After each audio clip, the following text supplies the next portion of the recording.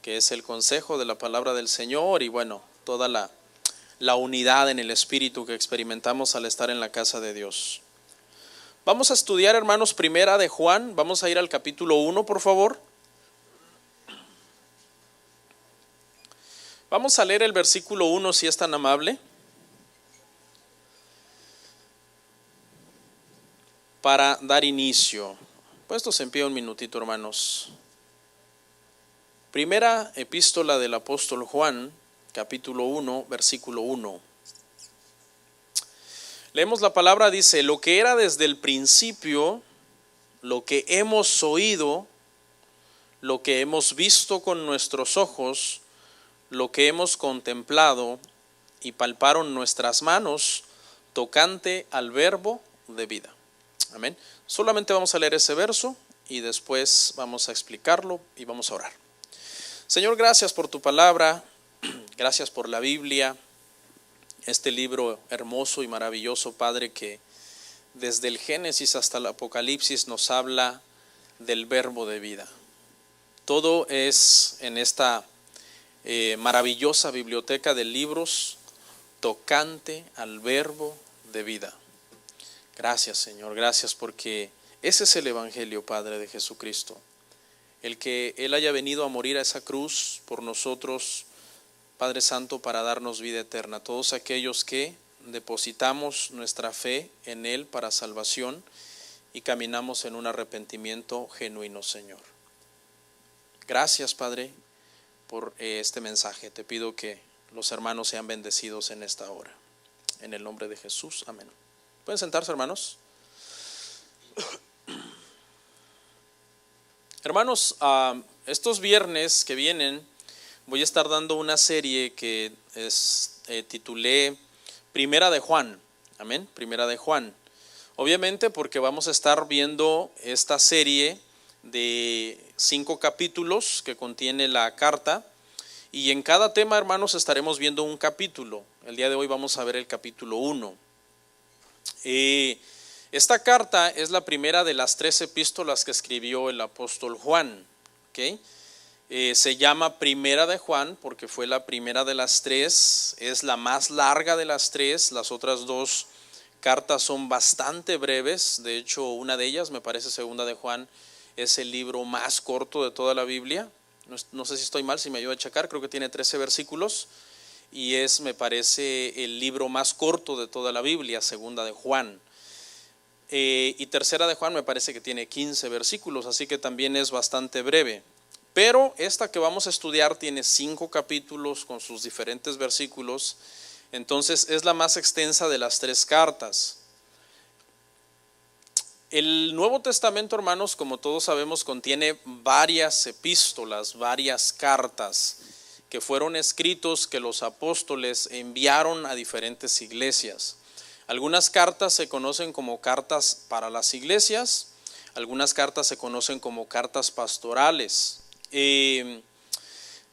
Podríamos clasificar las epístolas del Nuevo Testamento en 2 grupos: las cartas de Pablo, que son 13, que es prácticamente la mitad del Nuevo Testamento, lo que escribió el apóstol Pablo, un hombre muy usado por Dios. Y están las cartas generales, que entran, ahí entran todas las cartas a partir de Santiago en adelante, Santiago, Hebreos, y Primera de Pedro, Segunda de Pedro, Primera, Segunda de Juan y Judas. Amén. Entonces, podemos clasificar en estos 2 grupos. Primera de Juan, hermanos, pertenece a la categoría de las cartas generales. No fue una epístola escrita por Pablo, así que no es una epístola paulina, como se conocen las 13 cartas del apóstol Pablo. ¿Okay? En esta carta que vamos a ver, hermano, no se menciona específicamente el nombre del autor, pero tradicionalmente desde el primer siglo y el siglo II, todos los cristianos de la antigüedad atribuyeron Primera de Juan al apóstol Juan. Estamos hablando de uno de los 12 apóstoles que anduvieron con Jesucristo. ¿Okay? Por tradición siempre la iglesia entendió desde un principio que Primera de Juan había sido escrita por el apóstol Juan. Estamos hablando de Juan, el apóstol hermano de Santiago. No sé si se acuerda usted, pero si usted ha leído los evangelios, había 3 apóstoles muy cercanos a Jesús, que eran llevados con Jesús en momentos muy importantes de su ministerio. Por ejemplo, en la transfiguración estuvo Juan, estuvo Santiago, estuvo Pedro. El día que entregaron al Señor Jesús, el Señor también llamó a 3 y los llevó a orar aparte, y también eran estos 3. Cuando nosotros estamos leyendo acerca de estos 2 hombres, la Biblia los identifica como los hijos de Zebedeo. Eran hijos de un hombre que se llamaba Zebedeo. Jesús les puso un sobrenombre a Juan y a Santiago, no sé si usted se acuerda cuál era. Hijos del trueno.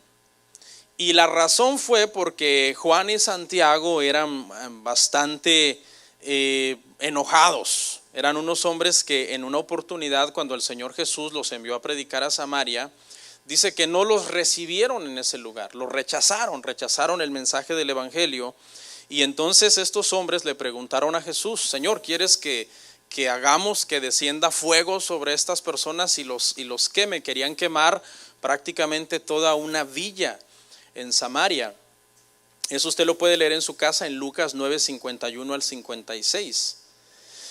Hay mucha gente que es como Juan, ¿no, hermanos? Son bastante enojados y quieren predicar un evangelio así como a la fuerza y convertir a las personas a la fuerza. Muchas veces no hemos entendido, hermano, que en la gracia es el Señor el que hace la elección, es el Señor el que hace el llamado a la salvación de cada corazón. Obviamente debemos predicar, ese es nuestro trabajo, ese es nuestro llamado, predicar el evangelio, pero no podemos convertir las personas. Cuando oiga usted un hermano, una hermana decir: mire, es que yo me gané un alma para Cristo, yo me lo gané, pues eso sabemos que es antibíblico, hermano, porque el que convierte a las personas es el Señor. No sé si se recuerda cómo les contestó Jesús a estos hombres. Les dijo: ustedes no saben de qué espíritu son, porque estaban muy enojados. Hace unos días anduvo circulando en las redes sociales un video de un hombre que ante la tragedia de Guatemala se expresó muy mal de los hermanos guatemaltecos, de la nación. Yo la verdad ignoro si es cierto que hay un video que circuló que supuestamente lo mataron, no sé si era cierto, pero de todos modos, sea como sea, ese no es el mensaje, hermano, de Jesús. Un mensaje de pedirle al Señor que mate y destruya a las personas, porque obviamente el Señor pues primero quiere que les prediquemos el evangelio para que Dios pueda cambiar a las personas. Lo mismo que hizo con Juan, porque si nos damos cuenta, hermano, el apóstol Juan tuvo un cambio bien radical en su vida, y eso es señal de que nosotros estamos en Cristo y que Cristo está en nosotros. Tiene que haber un cambio radical, porque después de ser un hijo del trueno, un hijo del rayo, un hombre que quería incendiar a toda una colonia, se creía Elías, porque Elías, ¿se acuerda cuando él dijo: descienda fuego y consúmate? Después se volvió, hermanos, el apóstol del amor. O sea, hubo una transformación bien radical en Juan. Se volvió un hombre muy amoroso por los cristianos y por las iglesias. ¿Ok? Entonces, este libro, hermanos, que vamos a leer hoy, se escribió aproximadamente a finales del siglo I, el primer siglo. Los estudiosos dicen que se escribió entre el año 90 y el año 95 aproximadamente de nuestra era, del primer siglo, lo cual significa obviamente que fue un libro que se escribió bastante tarde, porque si nosotros recordamos, Jesús comenzó su ministerio en el año 30 aproximadamente de nuestra era, cuando él tenía 30 años, ¿no? Y Juan viene y escribe este libro, esta carta a las iglesias de Éfeso, prácticamente al final del siglo, casi 60 años después. ¿Ok? Juan era un hombre, hermano, cuando escribió esta carta, bastante anciano. O sea, imagínese que este hombre más o menos, aunque era joven, cuando anduvo en el ministerio de Jesús, es probable que haya sido un poco más joven que Jesús. La Biblia no lo dice, pero era un apóstol de los más jóvenes que había allí. Pero imagíneselo si tenía 25, 30, 35 años aproximadamente en ese rango, y usted le suma 60 años, estamos hablando que ya andaba cerca de los 90 años, era un hombre bastante anciano. Sin embargo, la historia dice que era un hombre bastante activo en el ministerio. El hecho de ser un anciano no hacía de que él descuidara su llamado o fuera negligente de su llamado. Era el último de los apóstoles que estaba vivo. Ya todos los demás apóstoles habían muerto. Este dato es bien importante que usted lo sepa, porque este dato nos hace entender por qué él hace tanto énfasis en la frase lo que vimos, lo que oímos y lo que palpamos, porque es muy repetitiva esa frase en la carta, y es debido a que ya todos los apóstoles que tuvieron esa experiencia con él ya están muertos y él es el único que está vivo. Y esa expresión la usa mucho para refutar a un movimiento hereje que se levantó en Éfeso. De hecho, esa es la razón. Las epístolas de Juan, el Espíritu Santo no hubiera inspirado a Juan a escribir las epístolas, estas cartas, las 3 cartas, si no fuera porque un grupo hereje se levantó y comenzó a hacer daño a la iglesia, comenzó a meter una herejía bien seductora, que los cristianos se iban de bruces detrás de ese movimiento, porque era un movimiento que le hacía creer a los cristianos que si se metían a ese movimiento se iban a volver como cristianos de una categoría superior. Ya vamos a llegar ahí, ¿ok? Y como cristianos mucho más elevados, de una sabiduría mucho más esotérica y mucho más profunda. Ese fue el engaño que se comenzó a meter en las iglesias de Éfeso. Y es por esa razón que el apóstol Juan, inspirado por el Espíritu Santo, escribe 1 de Juan, 2 de Juan, 3 de Juan, y se reparten esas epístolas, esas cartas en las iglesias por todo Asia Menor, por todo Éfeso, precisamente para que muchos otros hermanos no fueran seducidos y no fueran arrastrados por estos falsos maestros. Así que su testimonio de este anciano era un testimonio muy poderoso, era muy importante, porque era el último testigo ocular, era el último testigo que había estado con Jesús. Entonces imagínense, en ese entonces prácticamente sin él querer serlo, era una celebridad, sin querer serlo obviamente, ¿no? Porque nunca buscaron fama, nunca buscaron gloria. Estos hombres de Dios, estos apóstoles eran verdaderos apóstoles, no como muchos que polulan el día de hoy por todos lados. No me acuerdo, estaba yo leyendo a alguien, no sé si fue Spurgeon o fue Calvino, me parece que fue Calvino, que él dijo que los apóstoles de Cristo empobrecían para hacer ricos a los demás. Y mientras yo estaba leyendo eso, dije yo, wow, los apóstoles actuales enriquecen mientras empobrecen a los demás. Y es una gran verdad. Y hay un versículo bíblico que lo respalda, porque el apóstol Pablo dijo eso, que él era capaz de hacerse pobre todo lo que fuera necesario en el aspecto material, con tal de bendecir espiritualmente a las demás personas. ¿Okay? Entonces, el apóstol Juan era una persona muy importante en este momento en que él está escribiendo esta carta. Era el maestro por excelencia para poder refutar a todos los falsos maestros que se habían levantado. Él tenía la autoridad, él tenía el privilegio de poder decir: a mí no me van a contar de lo que ustedes están hablando. Yo lo vi, yo lo oí, yo lo toqué. ¿Okay? Yo estuve con él, yo sé lo que él nos enseñó. Las doctrinas básicas y fundamentales que él nos enseñó por 3 años y medio de una forma intensiva, yo las he encarnado en mí.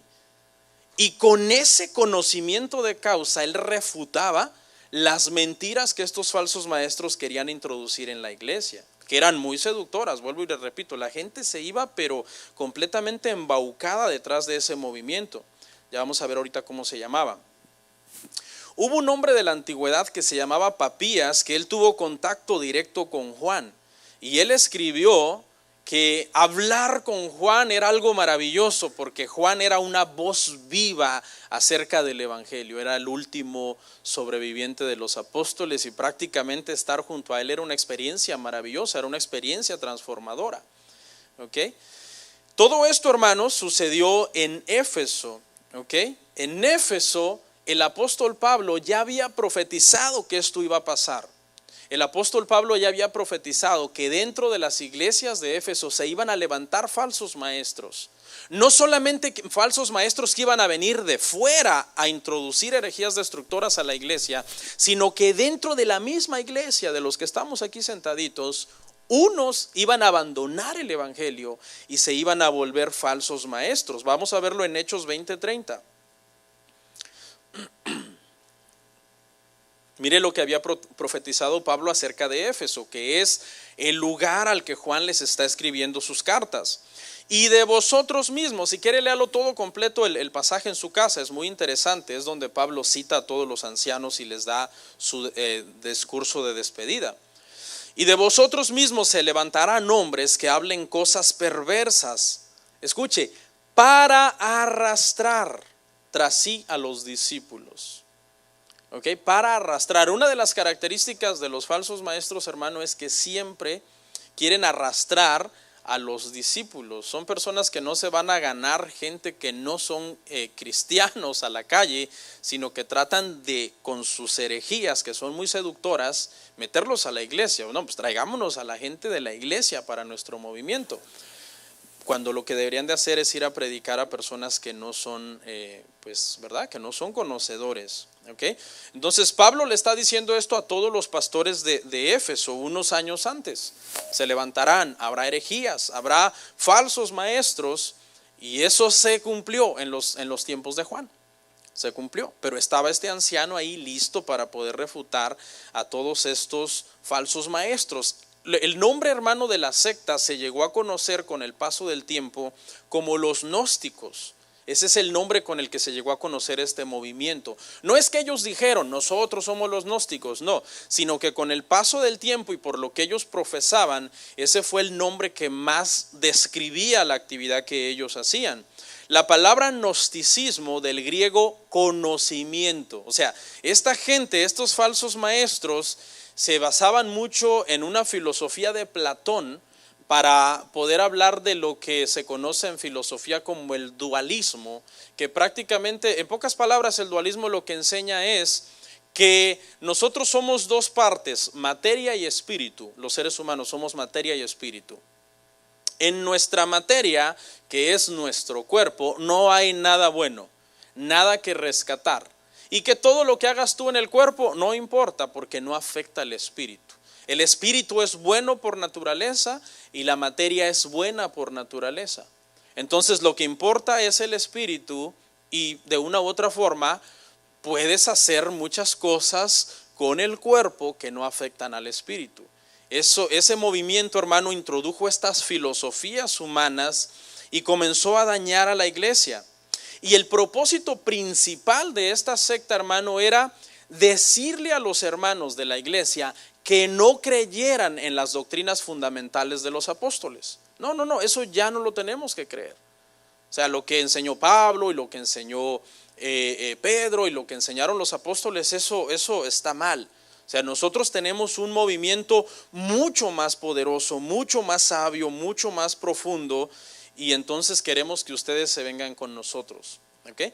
Y es por eso que el apóstol Juan se levanta y escribe esta carta para poder refutar a todas estas personas que profesaban un conocimiento más profundo. Le digo algo, tenga cuidado cada vez que usted se encuentre con alguien que profesa un conocimiento superior, que profesa una mentalidad superior, que dicen, el evangelio iglesiero es el que tú crees, y el evangelio ese dominguero de los pastores, o sea, eso es poco para mí. Yo estoy en otro nivel de conocimiento, en otro nivel de profundidad.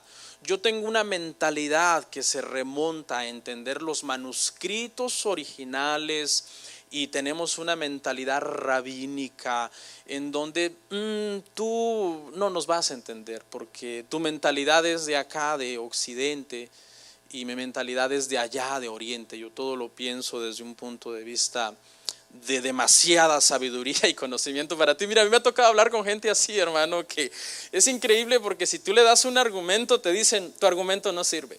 ¿Por qué? Porque es un argumento cristiano. Oh, sí, tu argumento es cristiano, tu argumento es un argumento que tú profesas, que la iglesia ha profesado por años, pero que no está basado en un conocimiento y sabiduría más profunda como el que yo poseo. Entonces, una de las cosas, hermano, de este conocimiento místico y esotérico que proclamaban los gnósticos, yo creo que esto sigue vigente. O sea, esta secta se ha mutado y ha cambiado de nombres, pero sigue vigente. Siguen habiendo movimientos que quieren profesar un conocimiento superior sobre el cristianismo con el propósito de que tú no creas en las doctrinas fundamentales del cristianismo. Este movimiento lo primero que te va a decir es que las doctrinas fundamentales del cristianismo que tú crees están erradas y que te han engañado. Y que tú lo que tienes que hacer es una profunda investigación de las cosas en libros que no son ni la Biblia, para que tú descubras verdaderamente el conocimiento profundo y místico que encierra la Biblia. Entonces eso no es así. El evangelio es algo sencillo. El evangelio es algo que nosotros le podemos explicar a un niño de 7 años en 1 minuto y le queda claro. Eso es el evangelio. Si alguien no se conforma al evangelio y quiere algo más poderoso que el evangelio, no es que yo quiero, es que ¿cómo es posible? Yo fui el domingo y el pastor predicó el evangelio. Pues ¿qué querías que te predicáramos? No, es que yo quiero que me prediquen algo mucho más profundo, algo de una sabiduría donde me den 3 pasos para esto, o las 7 llaves para lograr esto otro, o la escalera al éxito. No, el evangelio es algo sencillo, pero no te confundas. El hecho de que el evangelio sea sencillo no significa que sea simple. Es simple, pero no es simplón. Hay una diferencia. El evangelio es poder de Dios para salvación.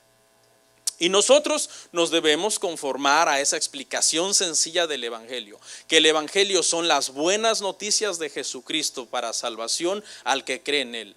Y hay buenas noticias en él, porque había malas noticias de que había un pecado que nos condenaba y nos separaba de Dios y nos mandaba al infierno.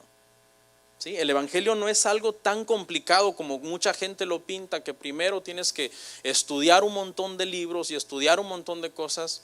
No estoy diciendo con esto que no es necesario estudiar, pero eso no es el evangelio. El evangelio es algo sencillo. Pablo dijo en el Areópago, en el centro mundial de la sabiduría y de la filosofía en Atenas, él dijo: yo me propuse no saber otra cosa, y no porque no supiera mucho, sabía mucho, sino solamente venir aquí y predicarles a ustedes a Cristo y este crucificado. Ese fue el evangelio que llevó Jesús a la capital mundial de la filosofía. Él no llegó allí y dijo: no, ¿saben qué? Yo sé que ustedes son sabios, pero yo soy más sabio, porque yo tengo una sabiduría todavía mucho más profunda y mística y esotérica, y si quieren debatamos. No. ¿Ok? Esta herejía, hermano, estaba tan fuerte que estaba dividiendo las iglesias. Más adelante, cuando lleguemos a ese versículo, lo vamos a ver. Pero estaban desertando de la iglesia algunos hermanos y se iban tras este movimiento. Y entonces los hermanos que se quedaban tristes. Ay, se fue fulano, se fue sutano con aquellos maestros, y se quedaban así como melancólicos. Mi corazón está partido, está dividido, siento que yo también me voy con ellos. Y entonces el apóstol Juan más adelante les dice: tranquilos, lo único que se manifiesta cuando alguien se va detrás de los falsos maestros es que nunca fueron de nosotros. Porque si hubieran sido de nosotros, hubieran permanecido con nosotros, con las doctrinas fundamentales del evangelio, las doctrinas básicas del evangelio. Ya voy a enseñarle cuál era la doctrina fundamental que estos gnósticos querían derribar, y que muchos hermanos incautos, por eso usted tiene que leer su Biblia, hermano. Lea su Biblia. ¿Ok? Lea su Biblia, por eso usted es cristiano. La palabra del Señor es el alimento de los cristianos. Una de las razones por qué vemos mucha gente a veces, hermanos, sin ningún fruto, es porque no hay una lectura de las Escrituras. Y como le estaba recomendando hace 8 días, ni siquiera le estoy pidiendo que la lea y que se ponga usted aquí un Strong, y aquí un comentario, y aquí un libro, y aquí un Talmud, y aquí una Misná. O sea, ni siquiera le estoy pidiendo que haga eso. Simplemente lea la Biblia solita, sin nada más que la guía del Espíritu Santo. Dígale: Señor, ayúdame, porque hay doctrinas básicas en este libro que yo tengo que entender y conocer, que son la base del cristianismo. No le estoy diciendo que no va usted un día, otro día, o en otra ocasión, o otro año. En otro año usted dice: ok, ahora voy a hacer una investigación profunda de ciertos temas. Pero primero, por lo menos léala. Por lo menos léala para empezar. ¿Ok? Eh, y una de las razones que Juan hace tanto énfasis en esta epístola, por eso se le llegó a conocer como el apóstol del amor, porque es que Juan hace tanto énfasis en el amor en esta epístola, porque él está tratando de hacer una comparación entre los falsos maestros que eran crueles, o sea, eran orgullosos, eran altivos, menospreciaban a los cristianos. Siempre que usted ve a alguien que menosprecia a los cristianos, no, los cristianos, yo tengo un conocimiento superior, de una religión superior. O sea, es gente que cae en la arrogancia, en la altivez, precisamente porque profesan una sabiduría mucho más profunda. Entonces Juan dice, espérense, si ustedes dicen que son de Dios, pero ¿por qué ustedes no tienen amor? Tú no puedes decir que tú tienes a Dios si no tienes amor, eres mentiroso. Y esos versículos en realidad se lo está dirigiendo a ellos, a los falsos maestros que humillaban a los cristianos y se jactaban de tener una sabiduría superior, haciendo de menos a los creyentes que simplemente creían una doctrina básica del evangelio. Bueno, ya casi entramos al verso 1. Mire, la doctrina principal que Juan está defendiendo aquí, hermano, es la doctrina de la encarnación, porque esa es la doctrina que los gnósticos estaban atacando. Al seguir a Platón y creer en el dualismo, ellos no querían aceptar que Jesús vino en carne. Ellos no querían aceptar eso. ¿Por qué? Porque para ellos la materia es ¿qué? Mala, y no puede haber nada de bueno en ella. Entonces ellos dijeron, no, es imposible que Jesús haya venido en carne. Jesús parecía humano, pero no era humano, lo que se le conoce también como docetismo. Ellos también practicaban eso, docetismo, que esa palabra docetismo significa que parece, pero no es. Es una palabra fancy para decir simplemente que Jesús parecía humano, pero no era. Esa fue la versión a la que ellos llegaron. O sea, ¿cómo justificamos que sí vino y que muchos lo vieron? Bueno, pues enseñemos que sí vino y que muchos lo vieron, pero que no era un espíritu. O sea, hicieron una mezcolanza de creencias que hacían daño, y Juan dijo, no, el que, más adelante lo vamos a ver, el que diga que Jesús no vino en carne, ese es quien dijo, ese es el anticristo. Dijo Juan, Jesús vino en carne. Pero Juan fue muy sabio, porque Juan defendió la humanidad de Jesús y también defendió la divinidad de Jesús. Esta hermano, doctrina de la naturaleza de Jesús no es negociable. O sea, tú no te puedes poner a negociar la naturaleza de Jesús con alguien, por el amor de Dios. Que alguien te convenza que Jesús no era Dios, o que alguien te convenza que Jesús no vino en carne. En el momento en que alguien te convenza de esas dos cosas, chao, te fuiste con los falsos maestros. Te fuiste. Porque esa es una doctrina básica para nosotros. La naturaleza de Jesús, el Dios hombre. Lo cual lo hace el mediador de nosotros, el mediador, porque comprende perfectamente a Dios, pues es Dios, y comprende perfectamente al hombre, pues es hombre. Y media entre las dos partes para que nosotros podamos al mismo tiempo, delante de Dios, siendo pecadores, ser justificados por su sacrificio. ¿Ok?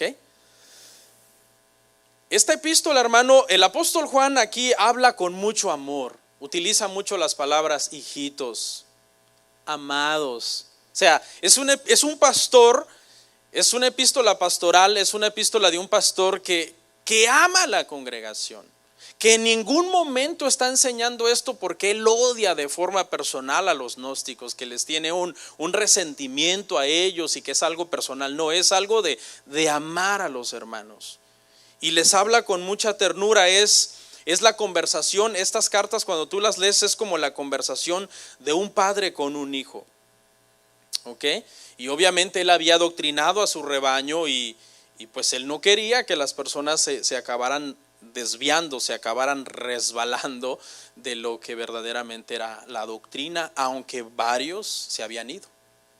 Fíjese, entonces aquí ya a mí me consuela, digo yo, si a Juan se le iban unos, que era Juan, pues ¿qué le puede pasar a Bernardo Ríos? ¿No? Que diga, ay, el pastor Bernardo, ahí hay unas cabras que no sé qué. ¿Dónde? Yo no veo nada, miro por arriba, ¿no? Era la doctrina de la encarnación. Y Juan fue bien claro. Juan dijo, mire, Juan fue tan claro en atacar a estos hombres que él dijo, ok, aquí hay dos grupos, los hijos de Dios y los hijos del diablo. No anduvo con paños tibios, porque era una herejía que aunque sonaba, algunas herejías, perdón, ¿por qué las falsas doctrinas, hermano, tienen cierto éxito? ¿Usted se ha preguntado eso? O sea, ¿por qué los testigos de Jehová tienen tantos seguidores? ¿Por qué los mormones tienen tantos seguidores? Es más, si empieza una iglesia satánica, también tiene seguidores y tiene miembros. ¿Por qué? ¿Usted se ha preguntado eso? Porque, escuche, sea sabio, las sectas y las herejías siempre mezclan verdades con mentiras. Ellos no te vienen con una sarta de mentiras que todas son mentiras, porque ellos saben que tú vas a decir, no, pues esto es mentira. No, ellos con argucias, una argucia es un argumento que parece verdad. Eso es una argucia. Ellos te agarran una verdad, te la maquillan, te la tuercen y te la presentan de otra manera, y es por ahí que tú te vas. Otra característica de una secta es que no vienen de un solo con las doctrinas más pesadas que ellos contradicen de la Biblia. No, ellos vienen con pequeñas cosas. Oye, corrijamos esto, mira que a la luz de la palabra, según ellos de la palabra, deberíamos de hacer esto. Corrijamos esto, y empiezan a mediar y a decir, o sea, en la fase 1 ellos dicen, el cristianismo está bien, es solo que tiene cositas que no están bien. Fase 1. Fase 2, no, pues es que los cristianos están mal, nosotros tenemos una doctrina superior. Pero hay 2, 3 cristianos que todavía la hacen. Fase 3, no, esos cristianos son unos herejes, esos son una secta. Nosotros tenemos la verdad absoluta porque proclamamos una raíz y nos remontamos a los principios y tenemos una enseñanza mucho más validera de los originales. Entonces a ti te van adoctrinando en un proceso en donde en vuelta de 2 años de adoctrinamiento ya tú dices, ok, o sea, en la iglesia cristiana tienen razón, creemos esto, creemos aquello, creemos lo otro, pero como en un proceso fueron seduciendo tu corazón para que tú comiences a estar en contra del cristianismo. Y una de las cosas más terribles que hacían los gnósticos y que hoy día muchos movimientos están haciendo es prácticamente dejar al cristiano sin Biblia. O sea, te dicen, no, las Biblias todas están malas. Obviamente para este entonces no existía el Nuevo Testamento, solo el Antiguo Testamento. Pero se basaban en Platón y en filosofías griegas y en sabiduría humana. ¿Sí me entiende? Entonces, esa es una cosa gravísima, que una secta te meta la duda de la Biblia. Tu Biblia está mal traducida, tu Biblia no sirve. En el momento que alguien te empiece a atacar tu Biblia y te deje sin Biblia, estás perdido. Porque cada vez que tú vayas a ir a la Biblia ya vas con ese prejuicio. Oh, vengo a la Biblia, pero aquellos dicen que está mal traducida. Voy a leer la Biblia, pero a saber si esto estará errado. Vengo a la Biblia, sí, pero es que yo no la entiendo, porque yo para entenderla necesito tener la mentalidad que tenía Pablo en el siglo I y yo no la tengo. ¿Sí me entiendes? Te dejan perdido, sin ninguna autoridad escrituraria para que tú bases lo que tú crees.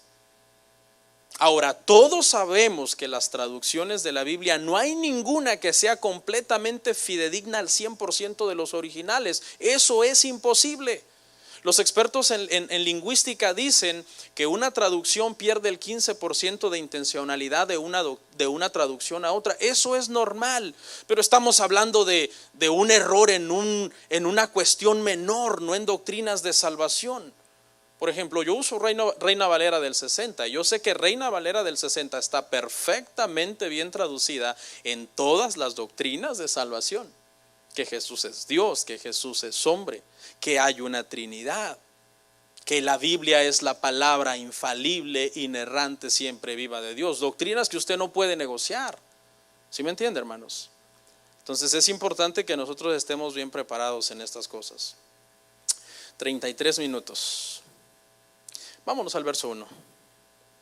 Voy rapidito sobre los 10 versos de este capítulo, porque lo vamos a ver completo. Porque ahora con esta introducción usted ya va a entender estos versos, ya no tengo que detenerme tanto. lo que era desde el principio, lo que hemos oído, lo que hemos visto con nuestros ojos, lo que hemos contemplado y palparon nuestras manos tocante al verbo de vida. La primera frase, lo que era desde el principio. ¿Usted se acuerda cómo empezó Juan su evangelio? Porque Juan escribió 5 libros. El evangelio, 3 epístolas y el Apocalipsis. Pero ¿cómo empezó su evangelio? En el principio, ¿era qué?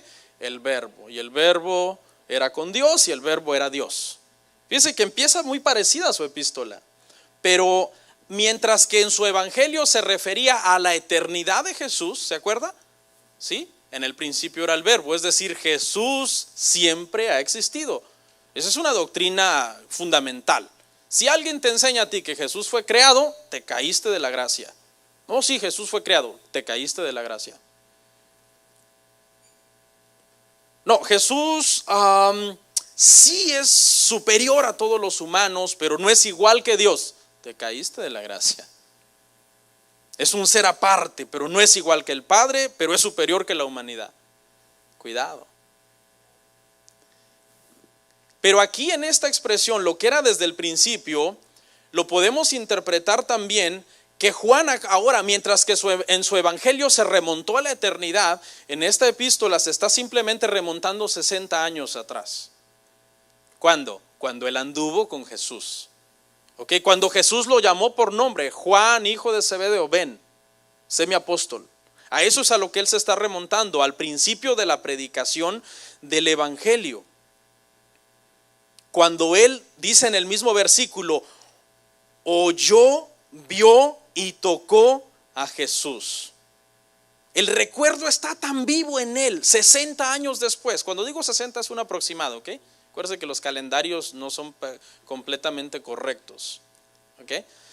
Y el recuerdo está tan vivo en su mente 60 años después. ¿No le ha pasado a usted que usted se acuerda de algo y usted dice, parece que fue ayer? ¿Se acuerda de eso? Más o menos eso es lo que está dando a entender Juan acá. El recuerdo de Jesús, su imagen al verlo caminar, el timbre de su voz al oírlo hablar, el toque de su piel cuando se recostó en su pecho estaba fresco en su memoria. Lo oímos, dice, lo vimos. Y no solamente él está hablando en singular, sino que está hablando en plural, porque habían los demás apóstoles también ahí.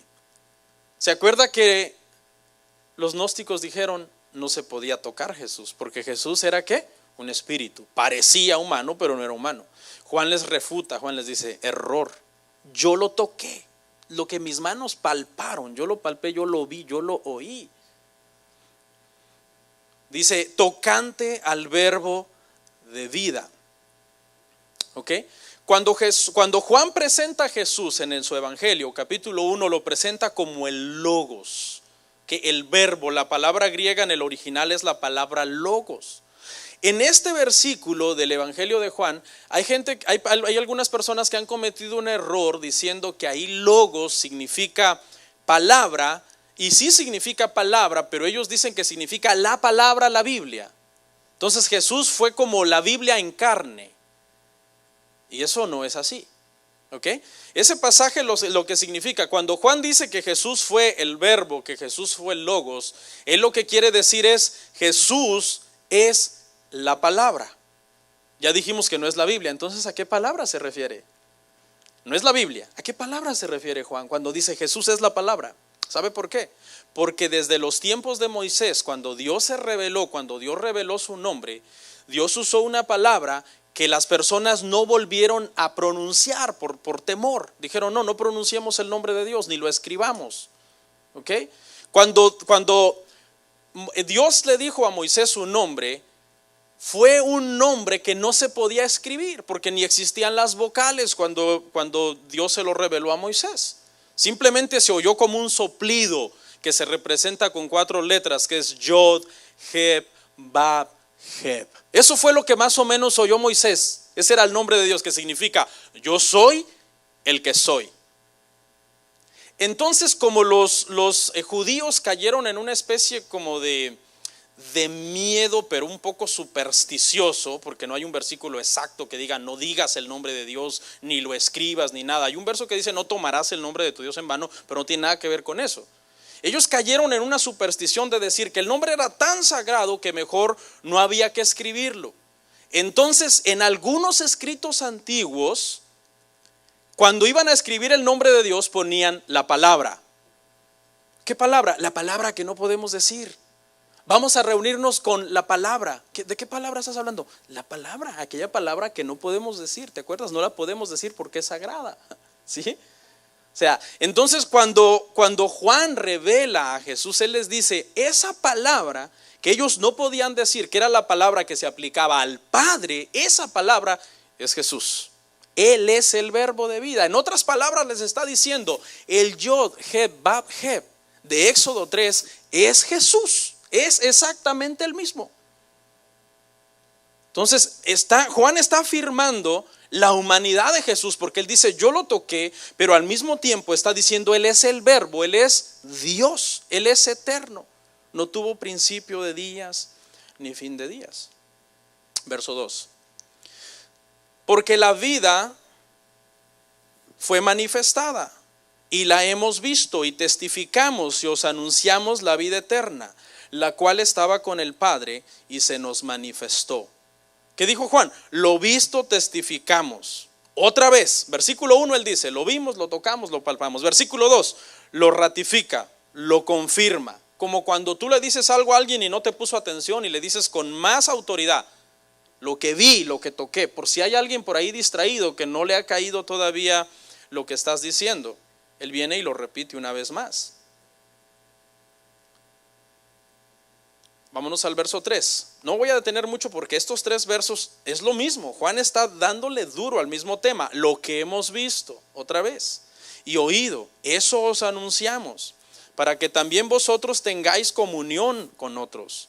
Y nuestra comunión verdaderamente es con el Padre y con su Hijo Jesucristo. Por tercera vez, hermano. O sea, la iglesia estaba, hermano, tan afectada por esta secta que Juan no tiene empacho en decirlo 3 veces.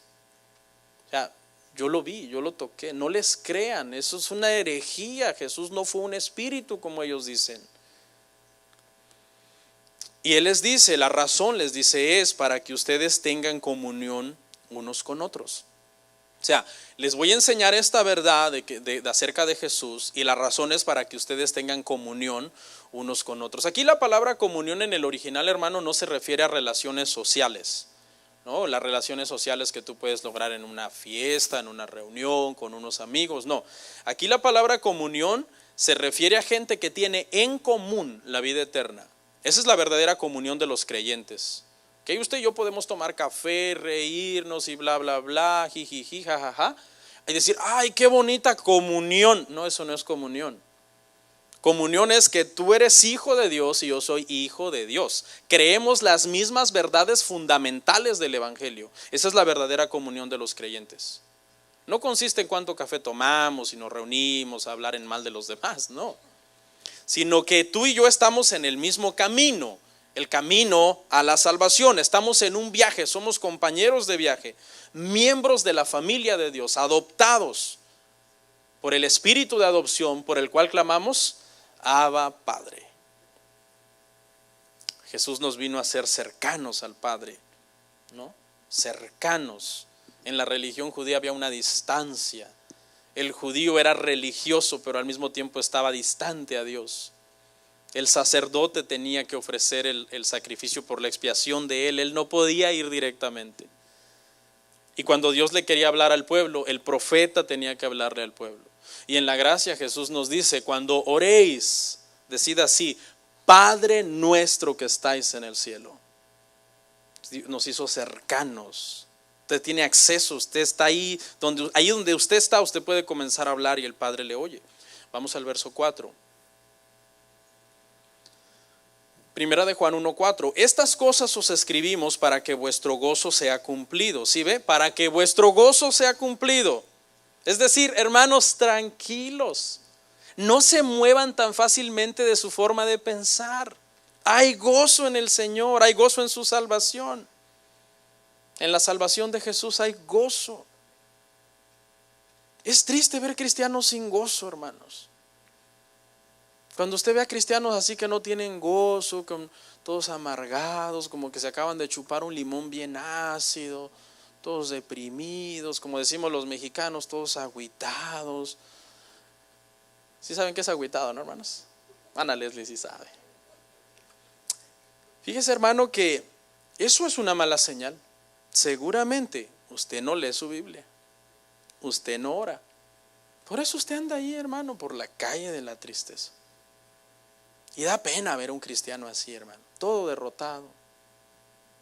Y declarador, derrotado pero declarador. Se le ve que está derrotado a leguas. ¿Cómo está? En victoria. No, pues si esa victoria de usted es victoria, prefiero otra cosa. Para que vuestro gozo sea cumplido, hermanos. El apóstol Juan está tratando de calmar a las ovejas. Tranquilos, tranquilos, déjenlos. Se fue, pastor, mire, se fue, tranquilos. Si son de Dios, volverán. Ahora, aquí cuando digo volverán, no estamos hablando de que volverán a la iglesia, no, sino que volverán a Cristo. A Cristo, porque eso es lo importante. Fíjese, hermano, que nos da tristeza cuando un hermano se va de la iglesia, ¿sí o no? Es triste, ¿verdad? Nos duele, somos humanos, lo vamos a extrañar y todo. Pero ¿sabe qué es más triste?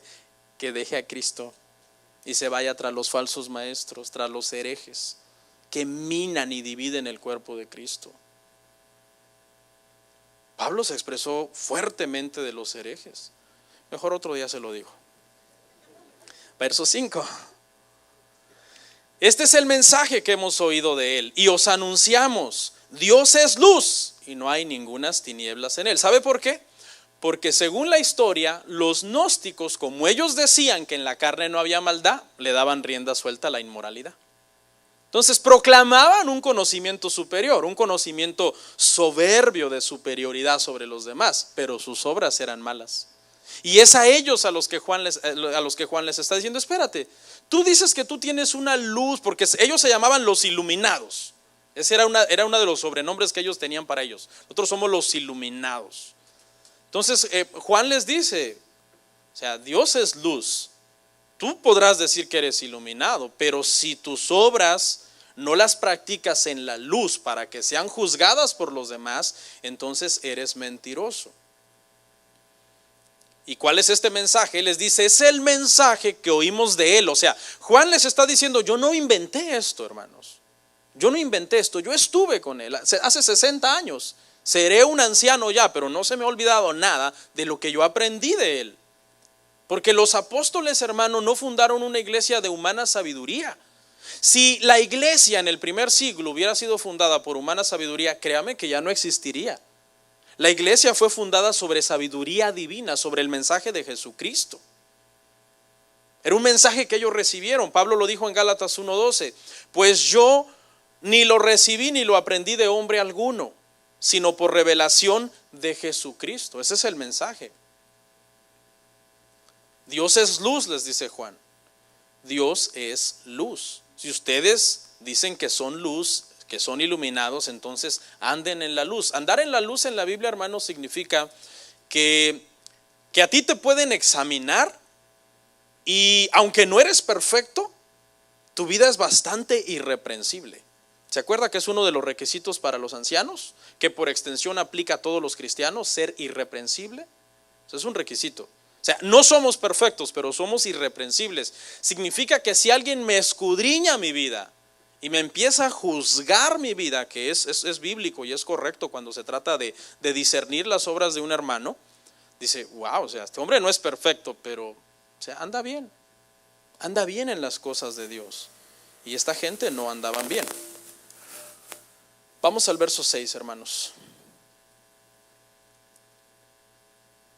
Si decimos que tenemos comunión con Él y andamos en tinieblas, mentimos y no practicamos la verdad. ¿Sí? Si decimos que tenemos comunión, ellos proclamaban comunión, proclamaban iluminación, pero andaban ¿en qué? En tinieblas. En tinieblas. Cada vez que alguien proclame una religión superior, más pura, más santa, más depurada, más consagrada, más apegada, simplemente observa su vida. Observa su vida. Que su vida sea congruente con su religión, porque si no hay un problema.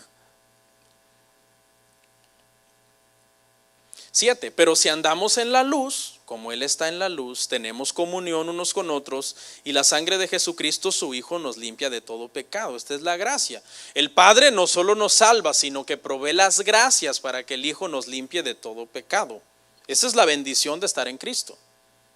El Hijo está trabajando en nosotros. Dice que Él perfeccionará, ¿qué cosa? Su obra en nosotros hasta el día de Jesucristo. Él está trabajando. Ninguna religión que niegue a Cristo, que niegue su humanidad o que niegue su divinidad, tiene a Cristo. No tienen a Cristo. Y si tienen un Cristo, es un Cristo falso, un Cristo no bíblico. Y por lo tanto no los está limpiando. Por eso andan en tinieblas. Por eso es bien importante que usted escudriñe su vida, hermano. Vamos al verso 8.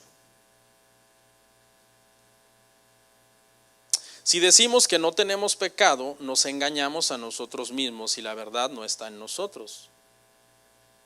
Todos somos pecadores, ¿verdad que sí? Todos somos pecadores, pero no vivimos en el pecado, no vivimos practicando el pecado y deleitándonos en el pecado. Usted no tiene miedo que sus obras salgan a la luz porque usted camina en la luz. Usted no puede ser un santo en público y un demonio en privado.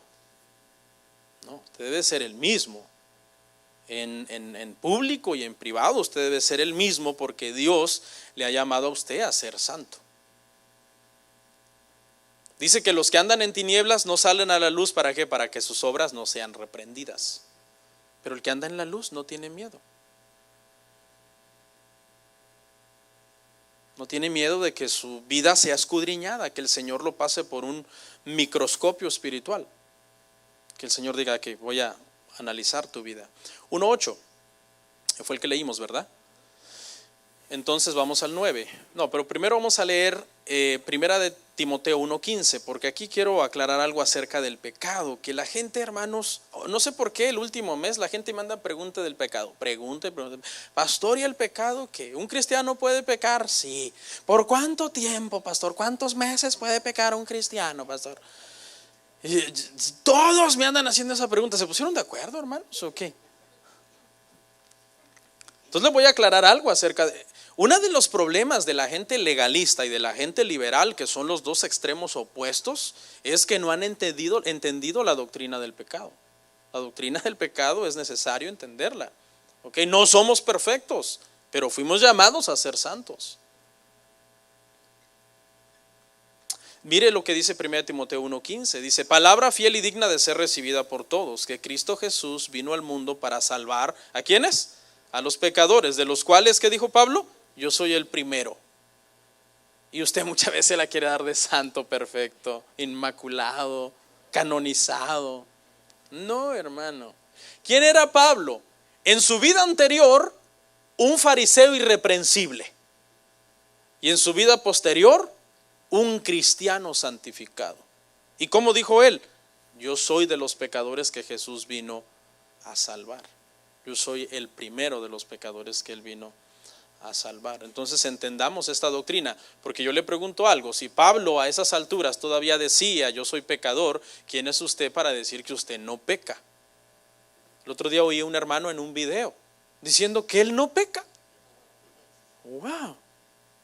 No, todas las iglesias están mal, decía, era un predicador, enseñando que el cristiano puede pecar. Increíble, no es cierto, los cristianos no debemos pecar. Digo, wow. Es imposible, hermano, imposible. Pero tampoco entienda esto como que el pastor dice que sí podemos. La gente que busca la forma de torcer la Biblia para pecar no es nacido de nuevo. El cristiano debe andar buscando formas de pecar, el cristiano debe andar buscando formas de santificarse. ¿Ok? 1:9. Si confesamos nuestros pecados, Él es fiel y justo para perdonar nuestros pecados y limpiarnos de toda maldad. Si confesamos, debe haber un acto también de confesión en nosotros, de humildad. Una de las características de un cristiano genuino es la confesión continua de sus pecados. Por insignificante que parezca un pecado, confiésalo todos los días, arrodíllate, ora: Señor, Gracias por este día, gracias por los alimentos, gracias por tu favor, por la iglesia, si usted ora por la iglesia, por los hermanos que están enfermos. Usted sabe las oraciones que uno hace, uno está orando por los hermanos, por la iglesia, por el que está en el hospital, por el que está preso, y siempre traiga memoria, dice la Biblia que nos examinemos, examínese. El día de hoy tuve una mala actitud con los hijos, el día de hoy tuve una mala actitud en el trabajo, y pida perdón. Si usted confiesa todos sus pecados todos los días, por insignificantes que parezcan, es difícil que usted llegue a pecados grotescos, porque hay una confesión en usted. Proverbios 28:13 dice: el que encubre sus pecados no prosperará, mas el que los confiesa y se aparta alcanzará misericordia. Entonces tenemos a un Cristo que nos limpia de toda maldad, que nos perdona nuestros pecados. Tenemos a un Padre que es misericordioso con nosotros. Pero no lo entienda así. Pues yo me dedico a pecar y que Cristo se dedique a limpiarme. No es así. Usted se debe dedicar a ser santo. Y cuando falle, porque ese es, todavía hay en nosotros esa raíz, Él se dedica a limpiarlo. Y usted se dedica a confesar su pecado. ¿Qué le dijo a la mujer adúltera? ¿Qué le dijo? Vete y no peques más. ¿Significa que la mujer adúltera se fue y fue perfecta? ¿Nunca más volvió a pecar? No, significa que ella se llevó una instrucción del Señor que le decía: cuídate del pecado. Cuídate de caer. O sea, ya cometiste adulterio, ¿qué vas a hacer? ¿Te vas a ir a buscar otro hombre para volver a cometer adulterio? No peques más. No hagas eso. Y por último, hermanos, el verso 10. Si decimos que no hemos pecado, le hacemos a él mentiroso y su palabra no está en nosotros. Suena feo eso, ¿verdad? Hacer a Dios mentiroso, suena como una blasfemia, pero ¿sabe qué? Cuando nosotros contradecimos la Biblia, estamos de alguna forma ofendiendo a Dios y diciendo algo que es hereje, y eso era lo que estas personas estaban diciendo, que prácticamente no podían pecar porque, ¿verdad?, la materia es mala por naturaleza, por lo tanto todo lo que hagas en la materia no afecta al espíritu. Próximo viernes vemos el capítulo 2. Vamos a orar.